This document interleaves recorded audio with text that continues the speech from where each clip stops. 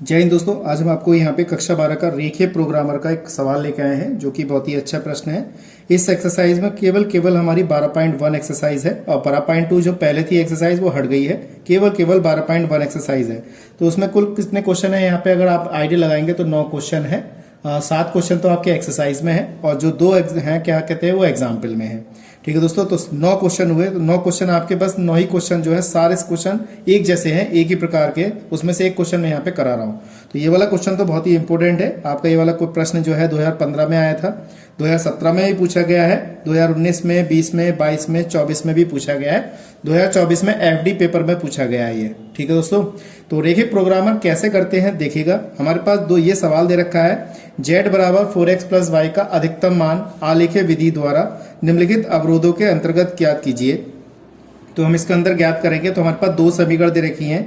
x plus Y less than equal to 50 दिया है, 3x plus Y less than equal to 90 दिया है। तो इसे हमें क्या करना है, सॉल्व करना है। तो सबसे पहले हम क्या करते हैं, यहाँ पे इन समीकरण को सॉल्व करते हैं, उसके बाद इसका ग्राफ बना के दिखाते हैं। तो वीडियो पे बने रहिएगा, जब तक आप पूरी वीडियो नहीं देखेंगे समझ में आपको नहीं आएगा। केयरफुली समझिएगा, केयरफुली देखिएगा, तभी आपको अच्छी तरह समझ में आएगा। अगर भैया चैनल पे आ गए हो तो उसको सब्सक्राइब करना ना भूलें, वीडियो का शेयर करना ना भूलें और जितना हो सकता है उसमें कमेंट करके जरूर बताएं। ठीक है दोस्तों, तो कैसे करते हैं देखिएगा। तो सबसे पहले आपको क्या करना है, कक्षा 8 पे चला जाना है। कक्षा 8 में जैसे आपने विलोपन विधि सीखी थी, बीजगुणन विधि सीखी थी और प्रतिस्थापन विधि सीखी थी, उन विधि से हम इसको क्या करेंगे, यहाँ पे सॉल्व करेंगे। तो तीनों विधि नहीं लगानी है, अब एक विधि लगानी है हमें। तो वो कौन सी लगानी है हमें, विलोपन विधि। बहुत सीधी सिंपल विधि है। तो क्या करना है, देखिए सबसे पहले हमें x plus Y equal to 50 लिख देना है इस तरीके से।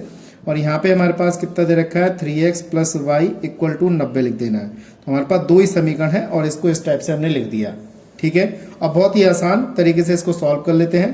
देखिए यहाँ पे भी y है, यहाँ पे भी y, तो बहुत ही आसान रहा। तो बस माइनस चिन्ह चेंज कर लीजिए, तो ये कट जाएगा। यहाँ पे घटाएंगे तो माइनस का 2x बचेगा और यहाँ पे इसको घटाएंगे तो माइनस के 40 बचेगा। माइनस से माइनस कट गया तो x बराबर कितना बचे, हमारे पास 20 आ गया। तो देखो दोस्तों, हमने कितने आसान तरीके से कर लिया इसे। तो x का मान कितना आ गया, 20 आ गया। अब x का मान 20 आ गया तो y का भी मान निकाल लेते हैं। चलो यहीं निकाल लेते हैं। तो किसी एक समीकरण में लगा दीजिए। तो मान लीजिए हमारे पास समीकरण 1 हमारी ये वाली है और 2 ये है। तो समीकरण 1 में लगा दो, x प्लस वाई बराबर कितना, 50 है। तो x का मान लगा दो यहाँ पे 20, तो y बराबर कितना आ गया हमारे पास, 50। तो y बराबर 50 माइनस का 20, तो y बराबर कितना आ गया, 30। तो ये हमारे पास वो बिंदु आ गए जहां पे ये दोनों समीकरण एक दूसरे को काट रही हैं। इसका मतलब है x बड़ा है बराबर है 0 के और y बड़ा है बराबर है 0 के। तो यानी कि मूल बिंदु से होके जाएंगे।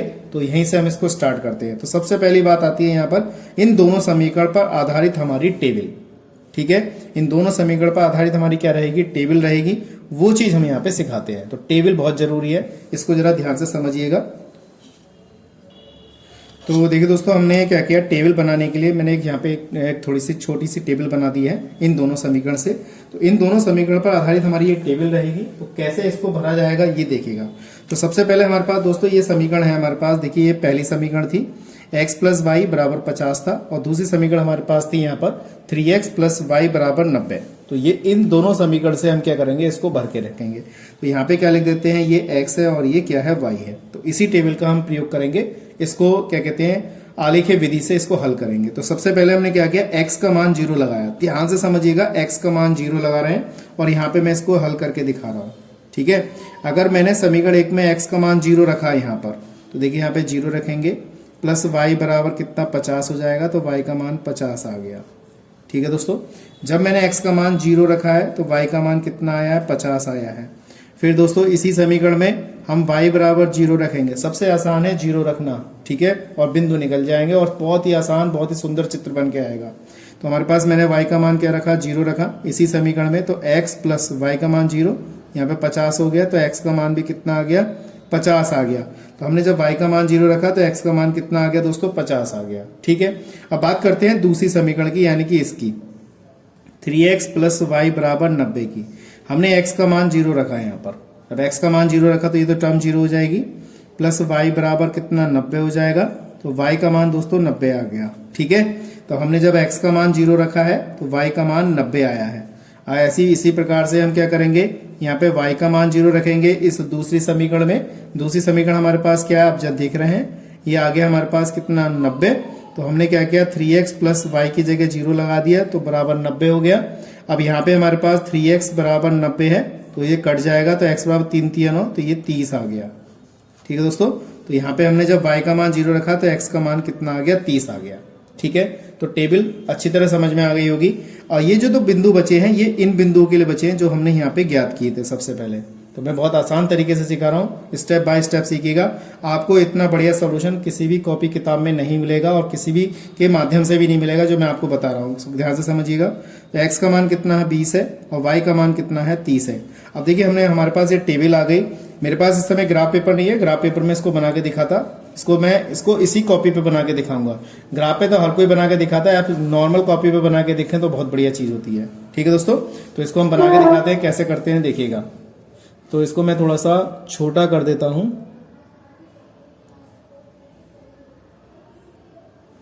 तो इसको मैंने यहाँ पे थोड़ा सा और छोटा करता हूं।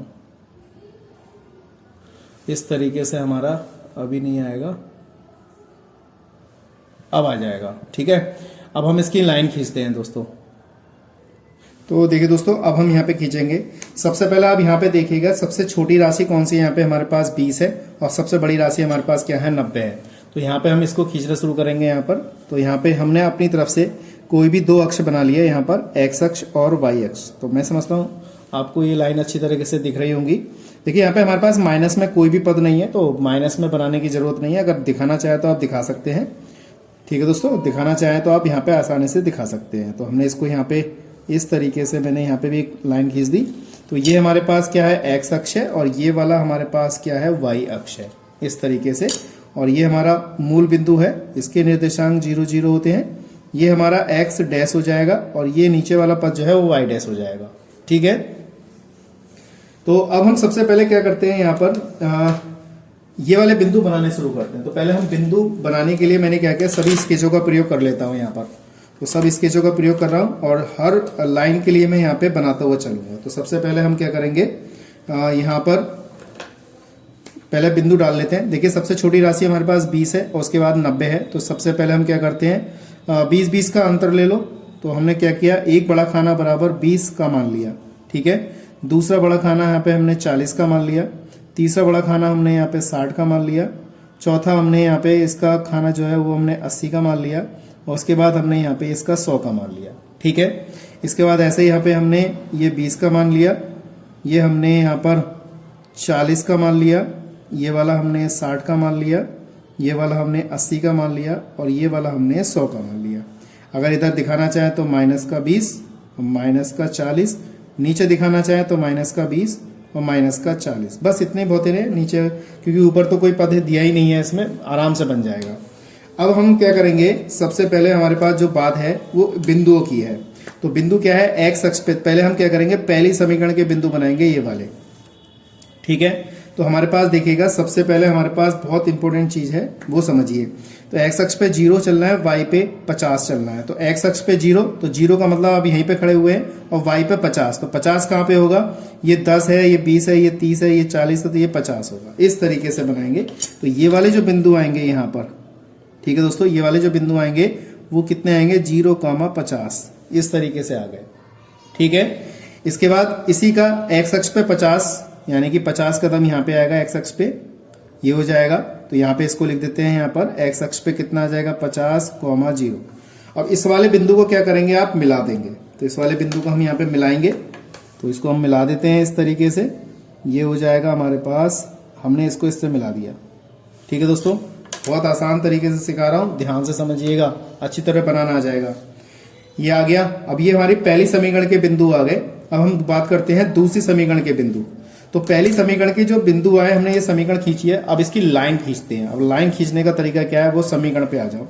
देखिए इसके एरो किधर की तरफ है, अंदर की तरफ है, <= लिखा हुआ है पहली समीकरण पे, <= तो इसको हम क्या करेंगे, अंदर की तरफ बनाएंगे। किसकी तरफ बनाएंगे, अंदर की तरफ। तो अंदर की तरफ कैसे बनेगा, ध्यान से समझिएगा, अंदर की तरफ। ठीक है दोस्तों, और हमें परपेंडिकुलर बनानी है। कैसे बनानी है, परपेंडिकुलर। देखो ये वाली रेखा है हमारे पास, इस तरीके से अंदर की तरफ हमने ऐसे बना दिया, ये ऐसे बना दिया अंदर की तरफ, ये ऐसे बना दिया, ये ऐसे बना दिया, ये ऐसे बना दिया, आप इसको 90 डिग्री पे लेके चल दिए, ऐसे परपेंडिकुलर रेखा बनाते जाएं बराबर बराबर दूरी पे। आप जैसे खींचना चाहे खींच सकते हैं, लेकिन लाइन सीधी हो तो चित्र देखने में भी अच्छा लगेगा। आपका जो एग्जामिनर होगा वो आपको अच्छे नंबर दे देगा। इस तरीके से ये मैंने खींच दिया। आप चाहे तो इसका एरो बना सकते हैं इस तरीके से। ठीक है दोस्तों, सवाल बेशक लंबा होगा, वीडियो थोड़ी सी लंबी जरूर बनेगी, लेकिन मैं आपको बहुत आसान आराम से सिखा रहा हूँ, आप अच्छी तरह सीख सकते हैं। अब देखिए अब देखिए दोस्तों, दूसरी समीकरण यानी कि दूसरे बिंदु जो थे हमारे पास, दूसरे बिंदु क्या थे, एक्स अक्ष पे 0, वाई पे 90। तो एक्स पे 0 चलना, वाई पे 90 चलना है। तो एक्स पे तो हमारे पास 0 रहा, और वाई पे 90 कहाँ रहेगा हमारे पास, वाई पे 90 यहाँ पे आ जाएगा। ठीक है, तो ये आ गया 0,90। इस तरीके से इस वाले बिंदु से रेखा खींचेंगे। उसके बाद हमारा दूसरा बिंदु इसी का, इस समीकरण का है, वो एक्स अक्ष पे 30, वाई पे 0। तो एक्स अक्ष पे 30 रहेगा, वाई पे 0। तो एक्स अक्ष पे 30 कहाँ पर है हमारे पास, एक्स अक्ष पे ये 40 है, तो यहाँ पे 30 होगा इस जगह पे। तो हम इस रेखा को इससे मिला देंगे। तो इस वाली रेखा को हम इससे मिला रहे हैं, ध्यान से समझिएगा। इस वाले बिंदु से इस रेखा को हम मिला देंगे, ये आ गया। ठीक है दोस्तों, इस तरीके से मैंने इसे मिला दिया। बात समझ में आ गई। अब ये देखिएगा, इस रेखा के भी हम क्या करेंगे, वो देखेंगे। सबसे पहले इस रेखा के अंडरलाइन कहाँ पर है, इसका एरो चिन्ह कहाँ पर है। अब देखिए, इसका भी एरो जो है वो लेस देन इक्वल टू है, दूसरी समीकरण। देखिए, पहली समीकरण का भी एरो था, दूसरी समीकरण का भी यही एरो है। तो इसको भी देखते हैं, इसको भी अंदर की तरफ खींचते हैं। तो इसको भी जरा ध्यान से समझिएगा। तो ये भी परपेंडिकुलर अंदर की तरफ जा रहा है। देखिए दोस्तों, इस तरीके से मैंने यहाँ पे खींचा, और ये हमें खींचता हुआ चल रहा हूँ परपेंडिकुलर। और हमें वो भाग देखना है जहां पे ये दोनों रेखाएं अक्षों से गुजर रही हैं। दोनों रेखाएं जहां पे एक दूसरे से काटेंगे, उसके बीच का अधिकतम मान ज्ञात करना है हमें। ठीक है दोस्तों, ये बात आपको ध्यान में रखनी है। इस तरीके से हमने ये रेखा खींच ली है। अब आप सोच रहे होंगे, सर आपने यहाँ पे क्यों नहीं खींची और यहाँ पे क्यों नहीं खींची इस जगह से। तो आप यहाँ पे ध्यान से देखिए, यहाँ पर अगर इतने वाले पोर्शन में देखा जाए तो यहाँ पे सिंगल रेखा है, तो हमें इसे तो छोड़ देना है। और यहाँ पर देखा जाए तो इस वाले में हमारी सिंगल रेखा है। लेकिन इतने एरिया में देखा जाए, मैं यहाँ पे इसको स्केच से बना रहा हूँ। देखिए, इतने एरिया को देखा जाए, इतने वाले एरिया को, तो इसमें हमारी दोनों रेखा है। यहाँ पर ये कौन सी रेखा है, दोनों रेखाएं। तो ये जो बिंदु आया जहां पर हमारे पास ये दोनों बिंदु कटे थे 20,30 पर, तो ये वाले बिंदु 20,30 पे, देखो ये 20 पे काट रहा है और ये वाला 30 पे काट रहा है। तो यहाँ पे देखिए 20,30 ये बिंदु आ गया। तो ये हमारा चित्र बनके तैयार हुआ। अब हमें क्या करना है, इसका अधिकतम मान ज्ञात करना है। तो हमें यहाँ पे टेबल में इसको दिखाना पड़ेगा। तो टेबल में कैसे दिखाएंगे, ध्यान से समझिएगा। बिंदु कौन कौन से लेने हैं हमें, एक तो बिंदु लेना है यहाँ पर ये वाला। ठीक है दोस्तों, ये वाला बिंदु कौन सा था हमारे पास, ये था 30,0, ये वाला बिंदु पकड़ना है। 20,30 पकड़ना है और 0,50 पकड़ना है। तो ये क्योंकि इन दोनों इस वाले एरिया में ही तो ये घिरा हुआ भाग है, तो इसमें हमें यहाँ पे पकड़ना पड़ेगा। ठीक है, तो कैसे करते हैं देखिएगा। तो देखिए दोस्तों, मैंने यहाँ पे एक छोटा सा क्या कहते हैं टेबल बनाया है। तो वो कह रहा है इस पर अधिकतम मान बताइए, और अधिकतम मान कहाँ पूछ रहा था, देखिए सवाल में कह रहा था z बराबर 4x प्लस वाई का अधिकतम मान बताइए। यहाँ पे देखिए z बराबर 4x प्लस वाई का अधिकतम मान बताइए। तो यहाँ पे अधिकतम मान मैंने यहाँ पे इसको लिख दिया है। तो z बराबर कितना 4x प्लस वाई है। तो बिंदु कौन कौन से ले जाएंगे, एक तो 30,0 लिखा जाएगा, ये वाला यहाँ पे लिखेंगे 30,0 पर, और एक बिंदु लिखा जाएगा 20,30 पर, और एक बिंदु लिखा जाएगा 0,50 पर, क्योंकि इतने बीच का एरिया घिरा हुआ है दोनों रेखाओं से। तो ये चीज हमें यहाँ पे ज्ञात करनी है। तो कैसे लिखेंगे, तो हमने लगाया z बराबर, पहले x की जगह पे 30 लगा दिया ऐसे, और y की जगह पे 0, तो 4 3 12 हो गया। फिर यहाँ पे लगाते हैं हम z बराबर, देखिए यहाँ पे लगाते हैं 4 × 20 प्लस का, और y की जगह कितना आ जाएगा 30, तो 4 दूनी 8 आ जाएगा यहाँ पे 80, प्लस का 30 बराबर कितना आ जाएगा 110 हो जाएगा। उसके बाद हमने यहाँ पे लगाया z बराबर 4 × 0 प्लस का y का मान कितना है 50, तो ये तो 0 हो जाएगा, तो 50 ही बचेगा। तो इसने पूछा है अधिकतम मान, कितना पूछा है दोस्तों, अधिकतम मान पूछा है। तो अधिकतम मान हमारा यहाँ पे कितना आया है, ये बात ध्यान रखिएगा। अधिकतम मान हमारे पास कितना आया है, 120 आया है। कितना आया दोस्तों, 120। तो 120 कहाँ पे आ रहा है, देखिए बिंदु 30,0 पर इसका मैक्सिमम मान आया। कितना आया, मैक्सिमम मान। तो हमारे पास आंसर कितना आ गया ये। अगर वो सवाल में पूछता इसका न्यूनतम मान, तो न्यूनतम मान कौन सा होता है, ये वाला 50, क्योंकि छोटा है। तो यहाँ पे लिख देंगे, इसमें आंसर में लास्ट में क्या लिखेंगे आप, यहाँ लिख देंगे बिंदु 30,0 पर इसका अधिकतम मान, यहाँ लिख देंगे अधिकतम मान कितना है दोस्तों, 120 है। तो देखिए हमने यहाँ पे लिख दिया। तो यह वाला सवाल हमारा कंप्लीट हुआ। मैंने आपको यहाँ पे स्टेप बाय स्टेप करके यहाँ पे सिखाया है, तो अब मैं समझता हूँ आपको ये चीज़ अच्छी तरह समझ में आ गई होगी।